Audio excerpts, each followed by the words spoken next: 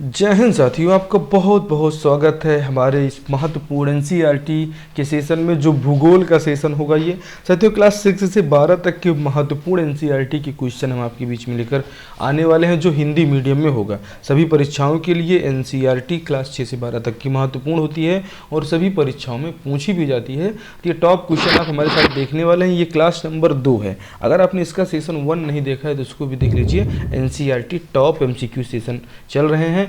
Session को अपने दोस्तों में जोरदार तरीके से शेयर कीजिए। एनसीईआरटी सभी परीक्षाओं के लिए महत्वपूर्ण होती है। साथियों, आप जानते हैं छात्रावास अधीक्षक की परीक्षा हो रही है, छत्तीसगढ़ पुलिस कांस्टेबल की परीक्षा हो रही है, बिहार पीएससी को हो रहा है, एस टेट हो रहा है, सीजी टेट हो रहा है, सी टेट हो रहा है, यूपी पुलिस की परीक्षा हो रही है। तो सभी परीक्षाओं के लिए ये एनसीईआरटी ज्योग्राफी की महत्वपूर्ण है। चैनल को सब्सक्राइब कीजिए और पहले प्रश्न से शुरुआत करते हैं। भारत में सबसे पहले मानसून कहाँ से आता है, आपको बताना है। तो साथियों, जो भारत में सबसे पहले मानसून आता है, जो कि आप प्रश्न को ध्यान से अगर पढ़ेंगे तो आप इसका उत्तर दे पाएंगे, नहीं तो इसका उत्तर आप सीधे सीधे गलत करने वाले हैं। तो साथियों, भारत में सबसे पहले जो मानसून आता है वो अंडमान निकोबार में आता है। क्यों आता है? क्योंकि भारत में सबसे पहले मानसून आता है वो केंद्र शासित प्रदेश या राज्य की बात यहाँ नहीं की जा रही है, भारत में पूछा जा रहा है। तो भारत में तो अंडमान निकोबार आएगा, लेकिन जब प्रश्न ही आपसे पूछ लिया जाएगा कि भारत के राज्यों में सबसे पहले मानसून राज्यों में कहाँ आता है, तो वो फिर केरल राज्य आप टिक कर देंगे। जहां पर मुख्यमंत्री कौन है, कमेंट में आप हमको जरूर बताएंगे। साथियों, आगे देखते हैं। निम्नलिखित में से कौन सी पर्वत श्रेणी सतपुड़ा पहाड़ियों में नहीं गिनी जाती? मैकल पर्वत श्रेणी, महादेव पर्वत श्रेणी, काराकोरम पर्वत श्रेणी व असीरगढ़ पर्वत श्रेणी।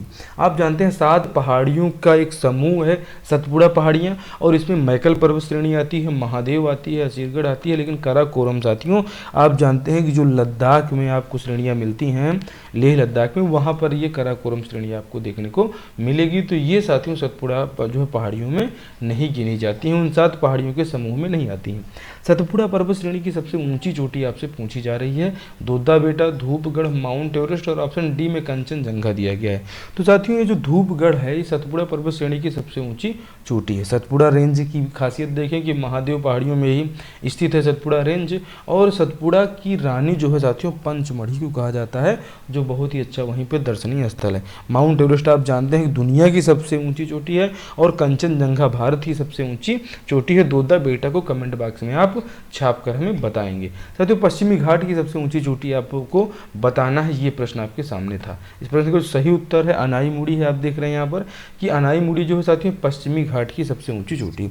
पश्चिमी घाट का मतलब होता है कि ये जो आपका केरल महाराष्ट्र का जो तट हो जाता है, गुजरात वाला तट, इस लाइन से गोवा लगा हुआ है, तो इसी को पश्चिमी घाट कहते हैं, और यहीं की सबसे ऊंची चोटी को आप अनाईमुड़ी के रूप में जानते हैं। सौरमंडल का सर्वाधिक घनत्व वाला ग्रह कौन सा है, ये आपको बताना है। सूर्य, बृहस्पति, पृथ्वी, मंगल। तो पृथ्वी जो है साथियों हमारे सौरमंडल में सर्वाधिक घनत्व लेकर चलती है, और इसीलिए आप देखिए कि यहाँ पर जीवन संभव है और लोग अपना अपना जीवन जी रहे हैं। भारत का पहला बायोस्फीयर रिजर्व, जो नीलगिरी बायोस्फीयर रिजर्व के रूप में जाना जाता है, ये कब घोषित किया गया? तो आप जानते हैं कि पर्यावरण संरक्षण अधिनियम वगैरह आदि 1986 में आते हैं, तो वहीं पर बायोस्फीयर रिजर्व नीलगिरी को 1986 में घोषित किया जाता है, जो ऑप्शन बी में आपका दिया गया है। अगला प्रश्न देखेंगे। सिंधु नदी की कुल लंबाई आपसे पूछी जा रही 2525 किलोमीटर, ऑप्शन ए 2530, 2800 और 2880। तो साथियों 2525 किलोमीटर लंबाई तो गंगा नदी की हो जाती है, लेकिन 2880 किलोमीटर सिंधु नदी की कुल लंबाई यहाँ पर हो जाती है। प्रश्न कैसे लग रहे हैं दोस्तों में एक बार शेयर कर दीजिए, चैनल को लाइक और सब्सक्राइब कीजिए। और सिंधु नदी किस देश में नहीं बहती है? तो आप जानते हैं कि तिब्बत से तो निकलती है, पाकिस्तान में भी जाती है, भारत में भी जाती है, लेकिन नेपाल में ये नहीं जाती है, और यही तिब्बत पाकिस्तान के बाद पाकिस्तान के बाद जाके मिल जाती है अरब सागर में। आगे बढ़ेंगे। सिंधु नदी के संबंध में असत्य कथन आपको बताना है। बताइए। तिब्बत की मानसरोवर झील के बुखरचू ग्लेशियर से सिंधु नदी का उद्गम हुआ, ये बात सही है। डेमचुक लद्दाख नामक स्थान पर ही सिंधु नदी भारत में प्रवेश करती है, ये भी बिल्कुल सही है।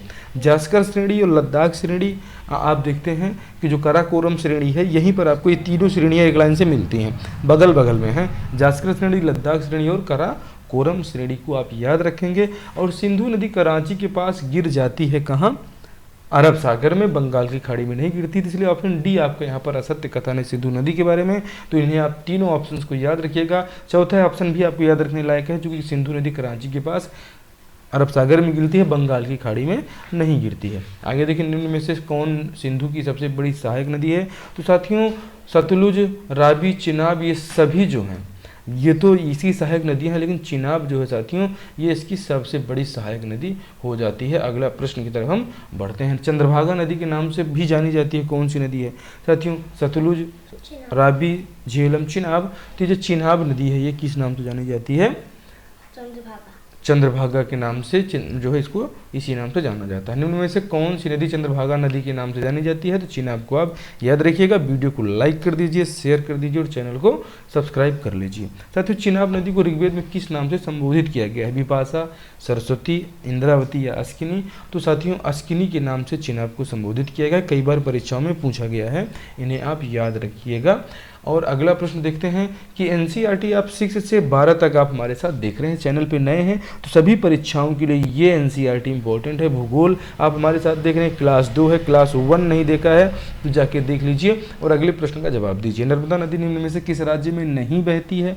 मध्य प्रदेश में बहती है भाई, राजस्थान में बहती है, गुजरात में भी बहती है, लेकिन महाराष्ट्र में ये महाराष्ट्र में भी बहती है साथियों, लेकिन राजस्थान में ये नहीं बहती है, माफ़ कीजिएगा।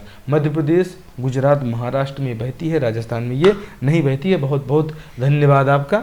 आप वीडियो को लाइक, शेयर, सब्सक्राइब कीजिए कि सही समय पर आपको जानकारी मिल गई कि मध्य प्रदेश, गुजरात और महाराष्ट्र में बहती है लेकिन राजस्थान में नहीं बहती है। अब कन्फ्यूजन ही आपके दिमाग में नहीं रहेगा। दक्षिणी गोलार्ध में सबसे बड़ा दिन कब होगा? 21 जून को होगा, 26 जनवरी को, 22 दिसंबर को, 21 दिसंबर को। 21 जून को सबसे छोटा होता है आप जानते हैं दिन, लेकिन ये जो है 22 दिसंबर को क्या होगा? दक्षिणी गोलार्ध में सबसे बड़ा दिन होता है, इसे आप याद रखिएगा। अगला प्रश्न हम देखने वाले हैं, क्या है?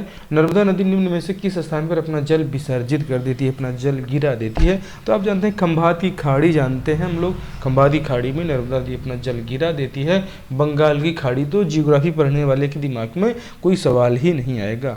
धुआंधार और कपिलधारा वाटरफॉल निम्न में से किस नदी पर है? ये साथियों प्रश्न में था। ये साथियों धुआंधार और कपिलधारा वाटरफॉल निम्न में से किस नदी पर है? तो ये देखिएगा नर्मदा नदी पर है, इन्हें आप याद रखिएगा। नर्मदा नदी इसका सही क्वेश्चन आंसर है और धुआंधार और कपिलधारा वाटरफॉल आपसे पूछा गया है किस नदी पर है। आगे देखिएगा सरदार सरोवर बांध, सरदार का नाम आते ही हमें याद आता है कि ब्रह्मपुत्र नदी, नर्मदा नदी, गंगा नदी या यमुना नदी पर? तो नर्मदा नदी पर है सरदार सरोवर बांध जो गुजरात में स्थित है। आगे देखते हैं अगला प्रश्न, निम्न में से कौन सा बांध नर्मदा नदी पर नहीं है? इंदिरा सागर बांध, सरदार सरोवर बांध, ओंकारेश्वर बांध और उकाई बांध।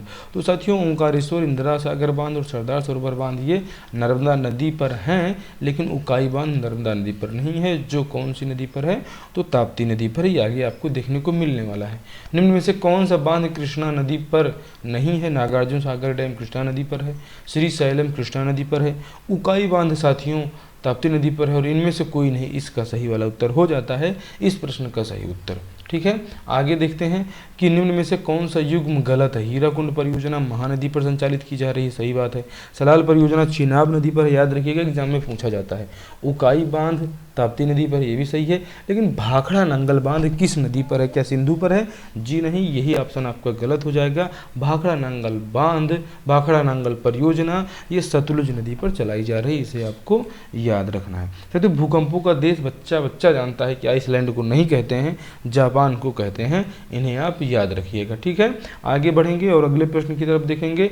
भूकंपों का देश आपने देख लिया। ये पूरा एनसीईआरटी का सेशन कैसा लगा आपको जरूर बताइएगा, ये प्रश्न कैसे लगे, और चैनल को अभी तक आपने सब्सक्राइब नहीं किया है तो जरूर कर लें। और अगली क्लास में जरूर मिलेगा, बहुत ऐसे महत्वपूर्ण क्वेश्चन हम आपके बीच में लेकर आते रहेंगे। ये प्रश्न जो है साथियों मोस्ट इम्पोर्टेंट है। आप देखिए प्रश्नों की गुणवत्ता को किस प्रकार से आपके बीच में एकदम मज़ेदार तरीके से आ रहे हैं, और इनको आने पर देखिए कि ये प्रश्न आपके बीच में आपके एग्ज़ाम में कितने महत्वपूर्ण आपकी परीक्षा के लिए होने वाले हैं। चलिए सेशन को शेयर कीजिएगा और इस प्रश्न का उत्तर एक बार कमेंट बॉक्स में जरूर आप छाप के बताइएगा। इस प्रश्न का उत्तर क्या है, इस प्रश्न को भी आप देखिएगा, और जिन प्रश्नों पे आपको कन्फ्यूजन हो कमेंट जरूर करिएगा, हम आपको इसका पूरा सही वाला उत्तर बताते हैं। तो चलिए मिलते हैं अगले सेशन में जो मोस्ट इंपॉर्टेंट होगा। साथियों चैनल पे नए हैं तो एक बार जोरदार तरीके से इसको सब्सक्राइब कीजिए। जय हिंद, जय भारत।